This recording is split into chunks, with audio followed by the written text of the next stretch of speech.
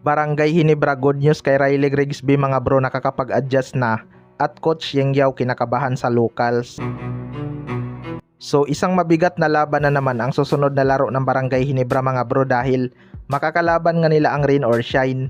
Tinalo lang naman ang Rain or Shine ang Phoenix Super LPG na tumambak sa Barangay Hinebra.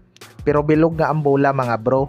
Hindi nga natin pwede gawin na basihan ang kanilang nagdaang laro dahil may adjustment kang ginawa ang Barangay Hinebra. Panigurado kinakabahan na itong si Coach Yeng Yao sa mga locals ng Barangay Hinebra. Kita naman natin kung gaano kainit last game ang mga locals ng Barangay Hinebra. Pinaulanan lang naman nila ng 3-point shot ang Blackwater Bossing. Sana magiging ganun pa rin ang laro ng mga locals laban sa Rain or Shine mga bro dahil mas malakas nga itong Rain or Shine kumpara sa Blackwater Bossing.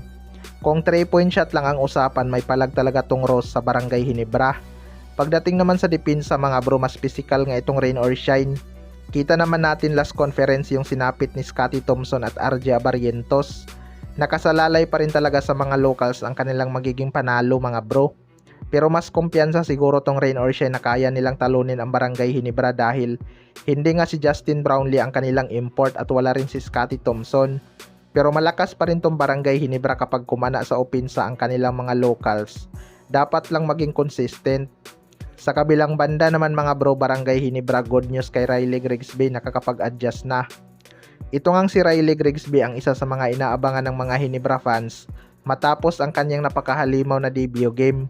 Bumaba nga ang kanyang scoring sa kanyang ikalawang laro mga bro, pero nakuha naman nila ang pinakamalaking margin sa panalo. May mga nagagawang assist na rin itong si Riley Grigsby dahil nakakapuntos na ang kanyang mga pinapasahan. Good news talaga tong adjustment ni Riley Grigsby mga bro. Hindi niya naman kasi kailangan umiscore ng malaki kapag maganda ang gising ng mga locals.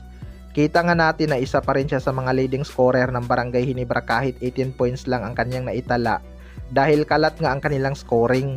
19 points nga ni Stephen Holt ang pinakamataas at sunod naman ang kanyang 18 points. 8 nga sa locals ng Barangay Hinebra ang nag-double figure.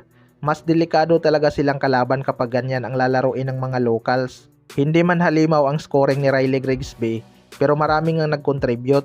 May mga naka-single digit pa dyan.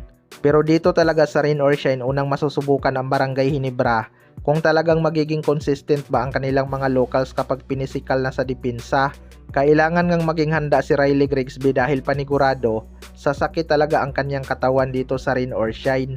Pero malakas naman ang katawan ni Riley Grigsby mga bro, kaya hindi rin to basta-basta mabubuli ng depensa. Kayo mga bro, ano masasabi nyo tungkol dito?